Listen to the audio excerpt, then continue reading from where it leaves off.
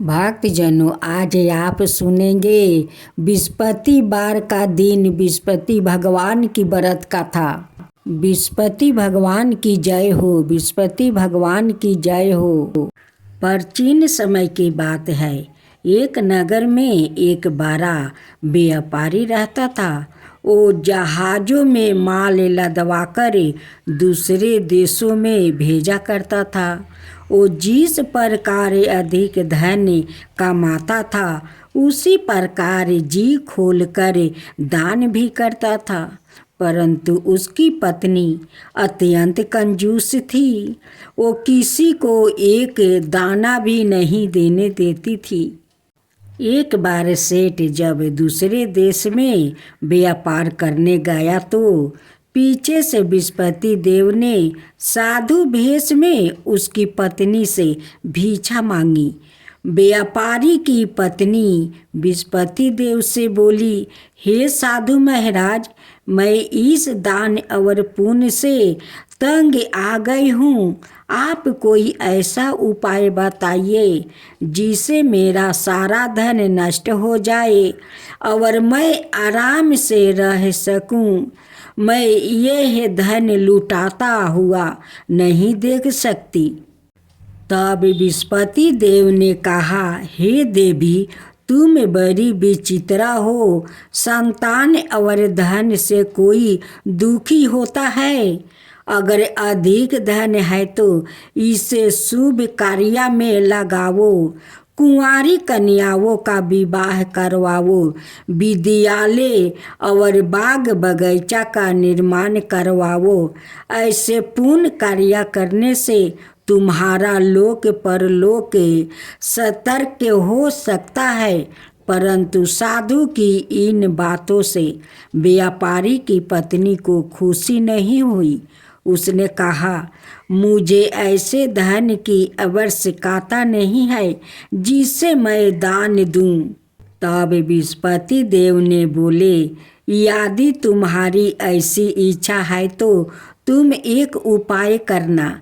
7 बृहस्पतिवार घर को गोबर से लिपना, अपने केशों को पीली मिट्टी से धोना, केशों को धोते समय स्नान करना, व्यापारी से हजामत बनाने को कहना, भोजन में मांस मदिरा खाना, कपड़े अपने घर धोना। ऐसे करने से तुम्हारा सारा धन नष्ट हो जाएगा। इतना कहकर बृहस्पति देव अंतर्ध्यान हो गए। सेठ जी की पत्नी ने बृहस्पति देव के कहे अनुसार 7 बृहस्पतिवार वैसा ही करने का निश्चय किया। केवल 3 बृहस्पतिवार बीते थे कि उसी समस्त धन संपत्ति नष्ट हो गई और वह परलोक सिधार गई। जब व्यापारी वापस आया तो उसने देखा कि उसका सब कुछ नष्ट हो चुका था। उस व्यापारी ने अपनी पुत्री को संताना दी और दूसरे नगर में जाकर बस गया। वहाँ वो जंगल से लकड़ी काट कर लाता और शहर में बेचता। इस तरह वो अपना जीवन व्यतीत करने लगा। एक दिन उसकी पुत्री ने दही खाने की इच्छा प्रकट की, लेकिन व्यापारी के पास दही खरीदने के पैसा नहीं थे। वो अपनी पुत्री को आश्वासन देकर जंगल में लकड़ी काटने चला गया। वहाँ एक वृक्ष के नीचे बैठा अपनी पूर्व दशा पर विचार कर रोने लगा। उस दिन बृहस्पतिवार था। तभी वहाँ बृहस्पति देव साधु के रूप में सेठ के पास आए और बोले, हे मनुष्य, तू इस जंगल में किस चिंता में बैठा है? तब सेठ जी बोले, हे महाराज, आप सब कुछ जानते हैं। इतना कहकर व्यापारी अपनी कहानी सुनाकर रो पड़ा। बृहस्पति देव बोले, देखो बेटा, तुम्हारी पत्नी ने बृहस्पति देव का अपमान किया था, उसी कारण तुम्हारा यह हालत हुआ है। लेकिन अब तुम किसी प्रकार की चिंता मत करो। तुम गुरुवार के दिन बृहस्पति देव का पाठ करो। 2 पैसे के चने और गुड़ को लेकर जल के लोटे में शक्कर डालकर वह अमृत और प्रसाद अपने परिवार के सदस्यों और कथा सुनने वालों में बांट दो। सवाए भी प्रसाद और चंद्रमृत लो। भगवान तुम्हारा अवश्य कल्याण करेंगे। साधु की बात सुनकर व्यापारी बोला, महाराज, मुझे तो इतना भी नहीं बचता कि मैं अपनी पुत्री को दही लाकर दे सकूं। इस पर साधु जी बोले, तुम लकड़ियाँ शहर में बेचने जाना। तुम्हें लकड़ियाँ के दाम पहले से चौगुने मिलेंगे, जिससे तुम्हारे सारे कार्य सिद्ध हो जाएंगे। उसने लकड़ियाँ काटी और शहर में बेचने के लिए चल पड़ा। उसकी लकड़ियाँ अच्छे दाम में बिक गई, जिसे उसने अपनी पुत्री के लिए दही लिया और गुरुवार की कथा हेतु चना गुड़ लेकर कथा की और प्रसाद बांट कर सवाए भी खाया। उसी दिन से उसकी सभी कठिनाइयाँ दूर होने लगी। परंतु अगले बृहस्पतिवार को वो कथा करना भूल गया। अगले दिन वहाँ के राजा ने एक बड़े यज्ञ का आयोजन किया। पूरे नगर के लोग के लिए भोजन का आयोजन किया। राजा की आज्ञा अनुसार पूरा नगर राजा के महल में भोजन करने गया। लेकिन सेठ जी और उसकी पुत्री तनिक विलंब करके पहुंचा। अंत उन दोनों को राजा ने महल में ले जाकर भोजन करवाया। जब वो दोनों लौट कर आया तब रानी ने देखा कि उसका खूंटी पर टंगा हार गायब है। रानी को सेठ और उसकी पुत्री पर संदेह हुआ कि उसका हार उन दोनों ने ही चुराया है। राजा की आज्ञा से उन दोनों को कारावास की कोठरी में कैद कर दिया गया। कैद में पड़कर दोनों अत्यंत दुखी हुए।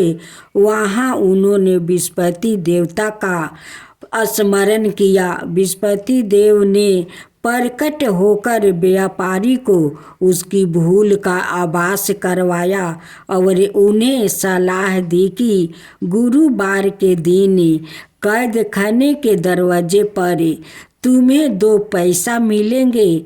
उनसे तुम चने और मुनका मंगवाकर विधि पूर्वक बृहस्पति देवता का पूजन करना। तुम्हारे सब दुख दूर हो जाएगा। बृहस्पतिवार को कैद खाने के द्वार पर उन्हें 2 पैसे मिले। बाहर सड़क पर एक स्त्री जा रही थी। व्यापारी ने उसे बुलाकर गुड़ और चने लाने को कहा। इस पर वो स्त्री बोली, मैं अपनी बहू के लिए गहने लेने जा रही हूँ, मेरे पास समय नहीं है। इतना कहकर वो चली गई। थोड़ी देर बाद वहाँ से एक और स्त्री निकली। व्यापारी ने उसे बुलाकर कहा कि हे बहन, मुझे बृहस्पतिवार की कथा करानी है, तुम मुझे 2 पैसे का गुड़ चना ला दो। उस स्त्री ने बृहस्पति देव का नाम सुनकर वो स्त्री बोली, भाई, मैं तुम्हें अभी गुड़ चना लाकर देती हूँ। मेरा एकलौता पुत्र मर गया है। मैं उसके लिए कफन लेने जा रही थी, लेकिन मैं पहले तुम्हारा काम करूँगी, उसके बाद अपने पुत्र के लिए कफन लाऊंगी। वो स्त्री बाजार से सेठ जी के लिए गुड़ चाना ले आई और सवाए भी बृहस्पति देव की कथा सुनी। कथा के समाप्त होने पर वो स्त्री कफन लेकर अपने घर गई। घर पर लोग उसके पुत्र की लाश को राम नाम सत्य है कहते हुए शमशान ले जाने की तैयारी कर रहे थे। स्त्री बोली, मुझे अपना बेटा का मुख देख लेने दो। अपने पुत्रा का मुख देख कर उस स्त्री ने उसके मुंह में प्रसाद और चना मृत डाल दिया। प्रसाद और चना मृत के प्रभाव से वो पुनर्जीवित हो गया। पहली स्त्री जिसने बृहस्पति देव का निरादर किया था, वो जब अपने पुत्रा के विवाह हेतु पुत्रा वधू के लिए गहने लेकर लौटी और जैसे ही उसका पुत्रा घोड़ी पर बैठ कर निकला, वैसा ही घोड़ी ने उसी उछाल मारी कि वो घोड़ी से गिर कर मर गया। यह देख स्त्री रो रो कर बृहस्पति देव से क्षमा याचना करने लगी। उस स्त्री की याचना से बृहस्पति देव साधु भेष में वहाँ पहुंचकर कहने लगे, देवी, तुम्हें अधिक विलाप करने की आवश्यकता नहीं है। यह बृहस्पति देव का अनादर करने के कारण हुआ है। तुम वापस जाकर मेरे भक्त से क्षमा मांगकर कथा सुनो, तब ही तुम्हारी मनोकामना पूरी होगी। उस स्त्री जेल में जाती है। जेल में जाकर उस स्त्री ने व्यापारी से माफ़ी मांगी और कथा सुनी। कथा के उपरांत वो प्रसाद और चना मृत लेकर अपने घर वापस गई। घर आकर उसने चना मृत अपने मृतक पुत्रा के मुख में डाल दिया। चना मृत के प्रभाव से उसका पुत्र भी जीवित हो उठा।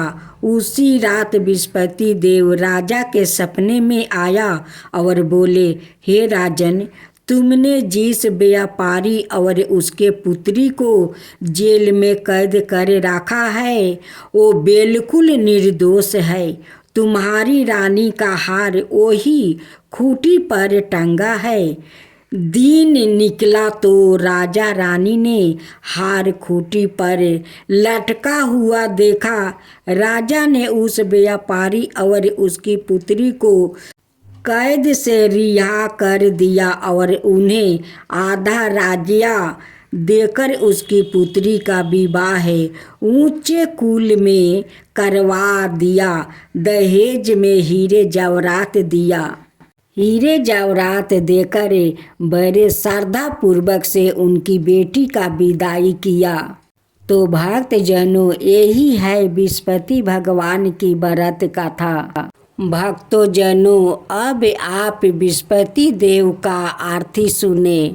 ओम जय बृहस्पति देवा, जय बृहस्पति देवा, छेने छेने भोग लगाऊं केदली फल मेवा। ओम जय बृहस्पति देवा, तुम्हें पुराण परमात्मा, तुम ही अंतर्यामी, जगत पिता जगदीश्वर, तुम ही सबके स्वामी। ओम जय बृहस्पति देवा, चाना मेरी निजी निर्मल सबके पातक हरता, सकल मनोरथ दायक कृपा करो भक्तो। ओम जय बृहस्पति देवा। तन मन धन अर्पण करो, जो जन शरण पारे, प्रभु पर कट तब हो करे, आकर दुआरे खारे। ओम जय विस्पति देवा। दीन दयाल दन निधि भक्तन के हितकारी, पाप दोष सब हरता पाव बंधन हारी। ओम जय विस्पति देवा। सकल मनोरथ दायक सब संशय तारो, विषय विकार मेटाओ संतन सुखिकारी। ओम जय विस्पति देवा। जो कोई आरती आपके प्रेम सहित गावे, सृष्टानंदन वंदे सो सो निश्चय पावे। ओम जय विस्पति देवा।